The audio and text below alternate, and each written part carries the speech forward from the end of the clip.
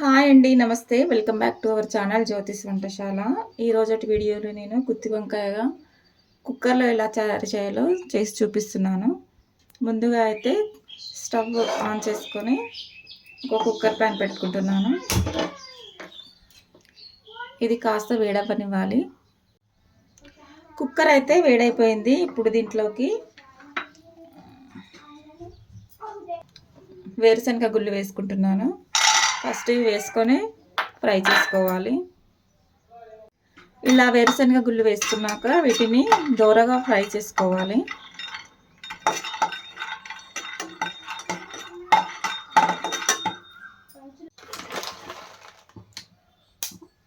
పల్లీలు అయితే దోరగా వేగిపోయాయి. నెక్స్ట్ దీంట్లోకి ధనియాలను వేస్తున్నాను 1 టీ స్పూన్. ధనియాలను వేసుకున్న తర్వాత వీటిని ఇలా కొద్దిగా ఫ్రై చేసుకోవాలి. ఇవి ఇలా వేగుతుండగానే నెక్స్ట్ దీంట్లోకి 1/2 ఇంచు దాల్చిన చెక్క, ఒక బిర్యానీ ఆకు, 4 లవంగాలు, 3 ఇలాచీలు, కొద్దిగా సాజీర వేస్తున్నాను. సాజీర కూడా వేసుకున్న తర్వాత వీటిని ఇలా కలుపుతూనే ఉండాలి, లేదంటే అడుగంటుతుంది, మాడుతుంది. ఇవి ఇలా ఫ్రై అవుతుండగానే దీంట్లోకి ఒక 5 to 6 కాజును వేస్తున్నాను. ఇందులోకే 1 టీ స్పూన్ నువ్వులను కూడా వేస్తున్నాను. ఇలా నువ్వులను కూడా వేసుకున్న తర్వాత వీటన్నిటిని ఇలా కలుపుకుంటూ ఫ్రై చేసుకోవాలి.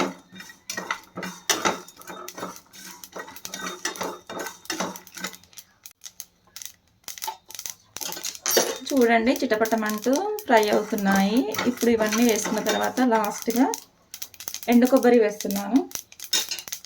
ఇలా ఎండు కొబ్బరి వేసే టైంలో ఇక పూర్తిగా స్టవ్ ఆపేసి ఎండు కొబ్బరిని వేస్తున్నాను. మీ దగ్గర పచ్చి కొబ్బరి ఉన్నా వేసుకోవచ్చు, లేదంటే కుడకలు ఉన్నా గీరుకొని కూడా వేసుకోవచ్చు.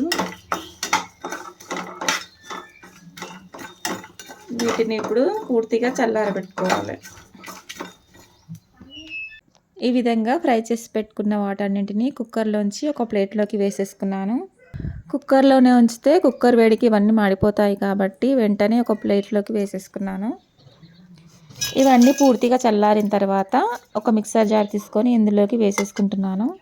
ఇందాక ఇవన్నీ వేయించే టైంలో నేను జీలకర్ర వేయలేను. నా దగ్గర జీలకర్ర పౌడర్ ఉంది కాబట్టి ఇప్పుడు 1/2 టీ స్పూన్ జీలకర్ర పొడిని వేస్తున్నాను.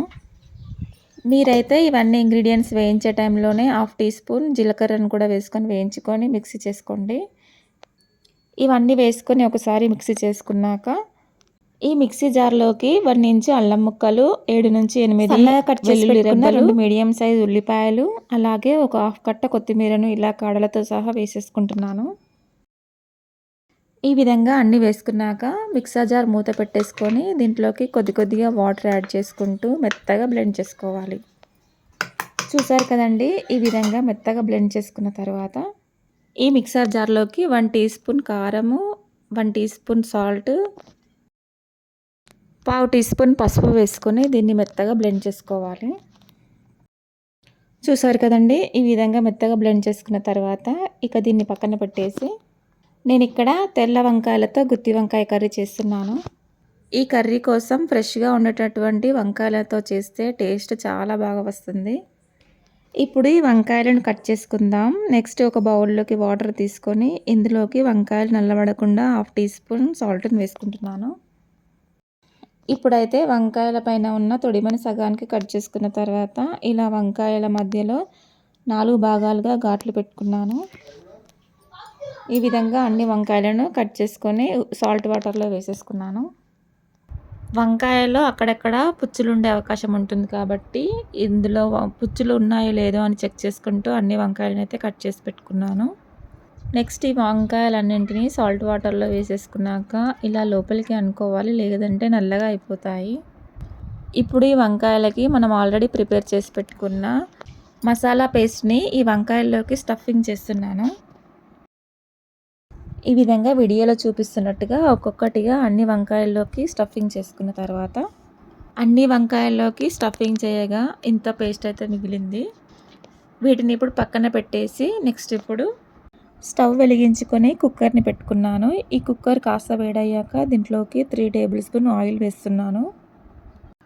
ఆయిల్ కూడా వేడైపోయింది. ఇప్పుడు ఈ కుక్కర్లోకి 1 టీ స్పూన్ ఆవాలు జీలకర్ర వేసుకోవాలి.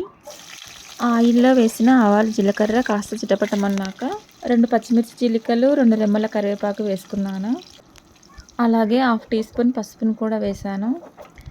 ఇలా వేసి పెట్టుకున్న పోపులోకి మనం ఆల్రెడీ స్టఫింగ్ చేసి పెట్టుకున్న వంకాయలను కూడా వేసేసుకోవాలి. అలాగే ఈ వంకాయలోకి మనం స్టఫింగ్ చేయగా మిగిలిపోయిన పేస్ట్ని కూడా ఇప్పుడే వేసేసుకుంటున్నాను.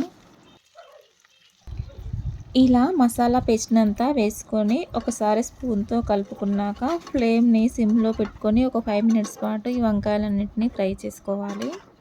ఈ విధంగా ఫ్రై చేసేటప్పుడు మనం వేసుకున్న మసాలా పేస్ట్ అడుగంటకుండా మధ్య మధ్యలో కలుపుకుంటూ ఫ్రై చేసుకోవాలి.